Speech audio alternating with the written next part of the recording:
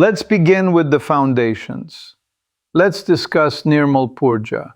This is another lecture. I am Alexei, and I shall be your professor for today's analysis. Hi, I'm Priyanka, a doctoral student and TA. I'm really looking forward to this one. To frame our discussion, it is crucial to understand who we mean by Nirmal Purja.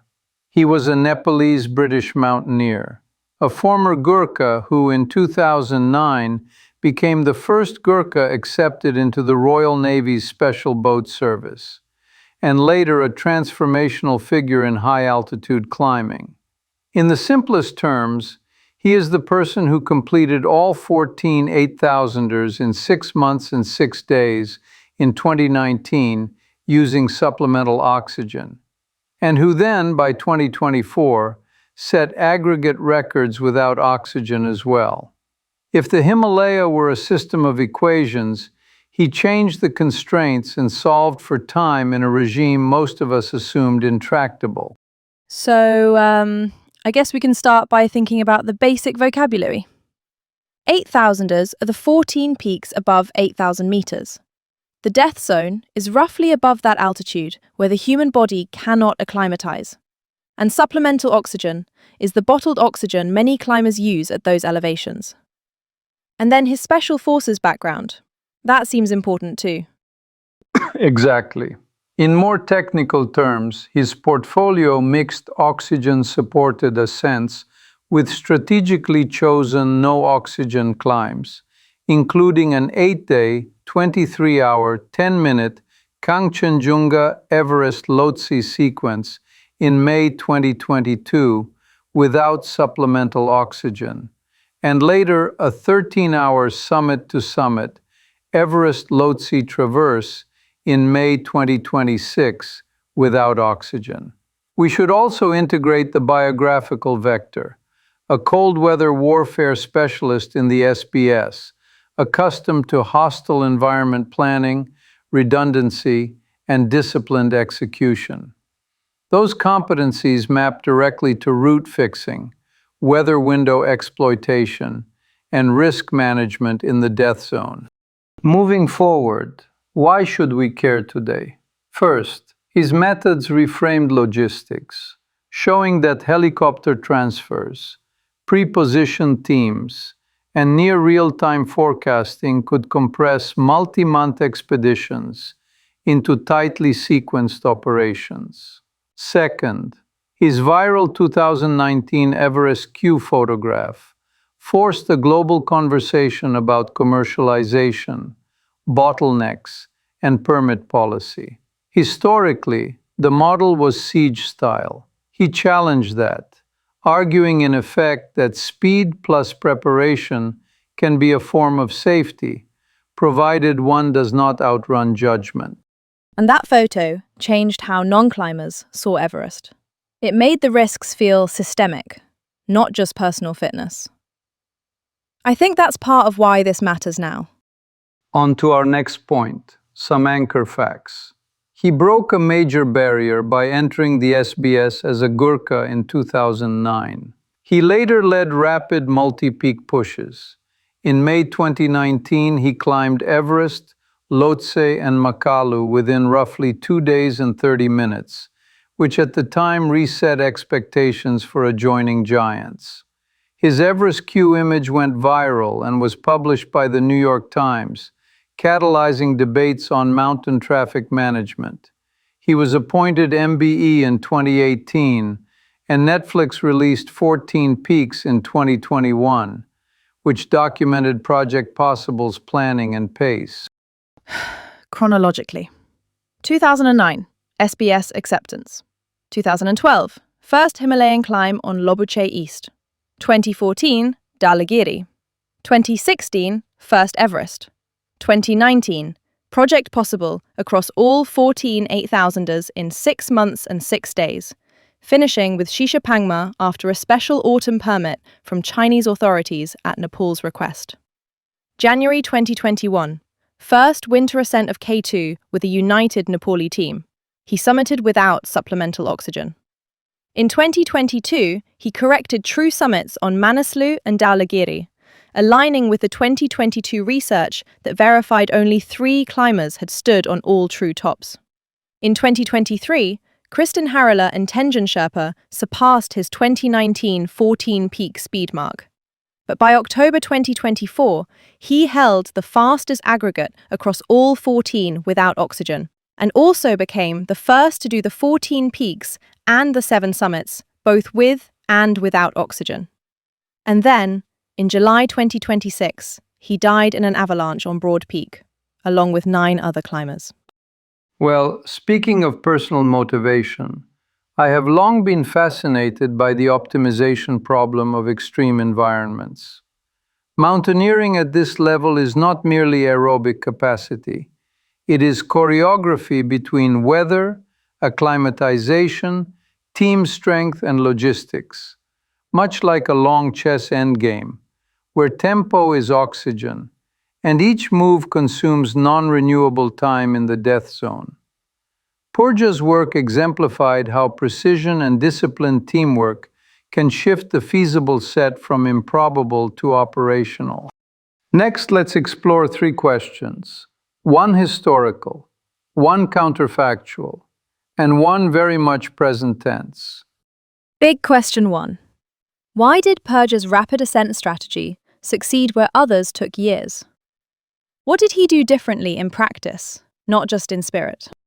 It's important to understand that the speed was an emergent property of systems design. First, logistics.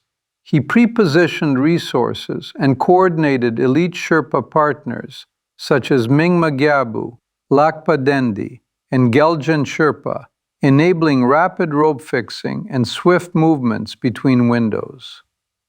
Second, weather. Using forecasts to surf short, stable periods, he accepted small margins but reduced dwell time. Third, physiology. He combined oxygen-supported pushes in 2019 with intelligent acclimatization and later, no oxygen sequences once his adaptation depth was proven. Fourth, mobility. Helicopter transfers shaved approach time where policy and conditions allowed, compressing phases that once consumed weeks. Finally, mindset.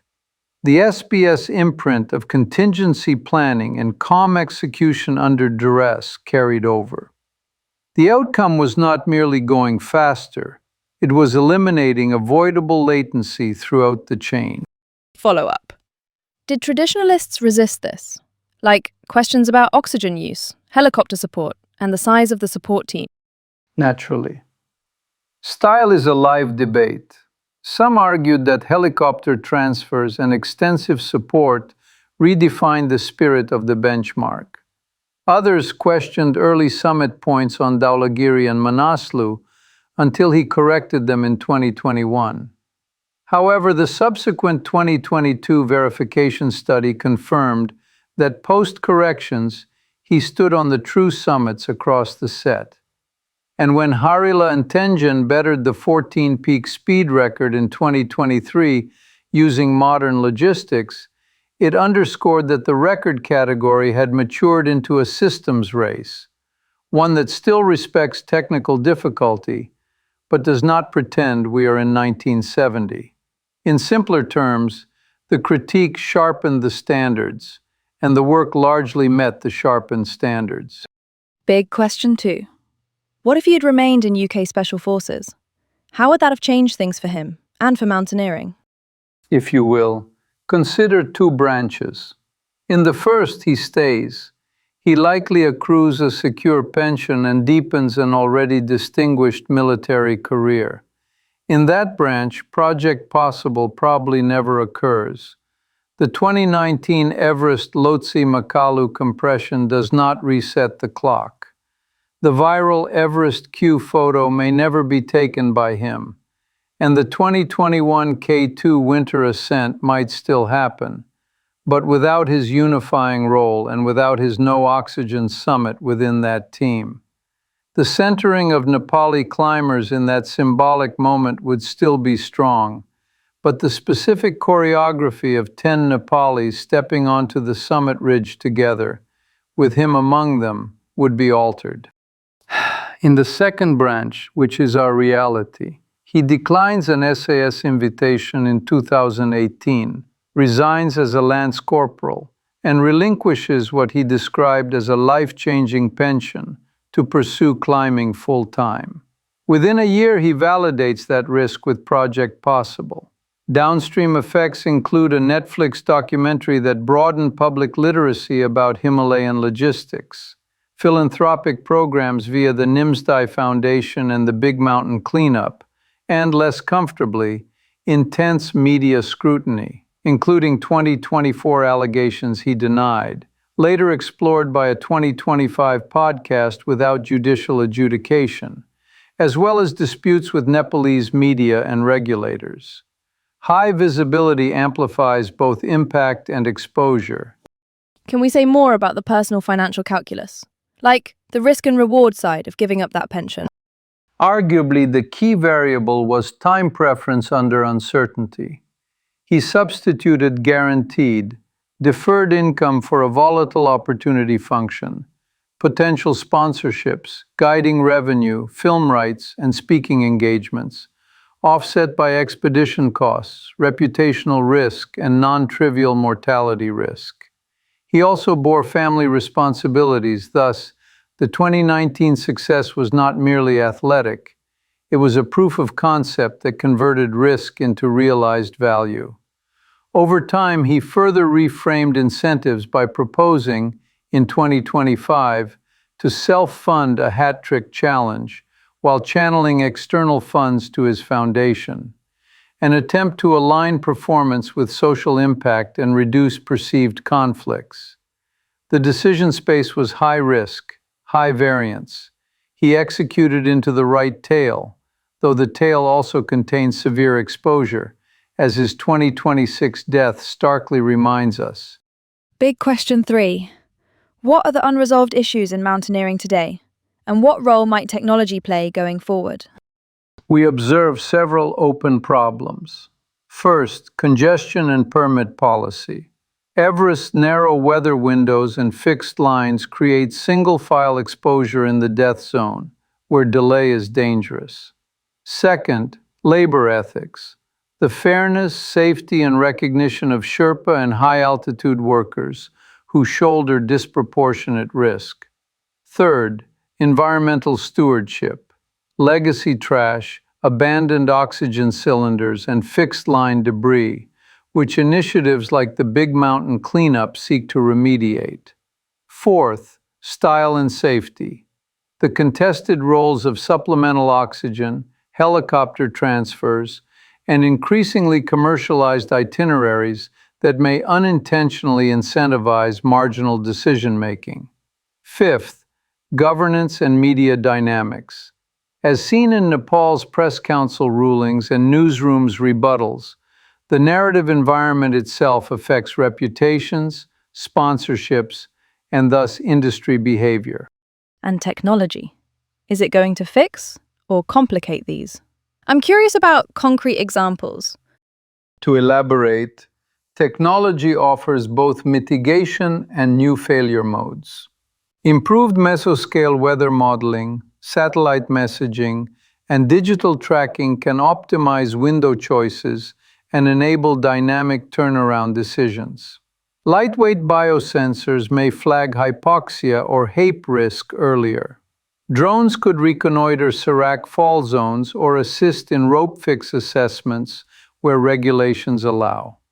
Better materials might reduce waste via durable or reclaimable fixed lines. Redesigned oxygen cylinders could be more recoverable or biodegradable. Yet there is moral hazard. Superior comms can lure underprepared climbers into environments where rescue remains non-trivial. Battery performance collapses in extreme cold. Drones have range and wind limits, and algorithmic route suggestions may be brittle under local anomalies. Further research is required to quantify net safety gains, define best practices for tech-aided guiding, and coordinate binational governance on transboundary peaks such as Cho-Oyu and Shishapangma.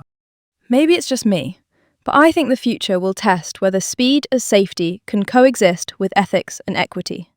Policy, not just gadgets, seems decisive.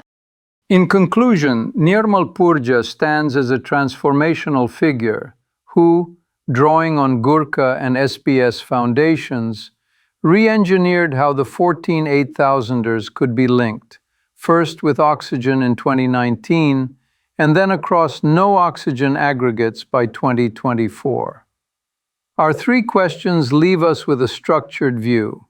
Historically, his success derived from logistics, coordination, and disciplined risk management.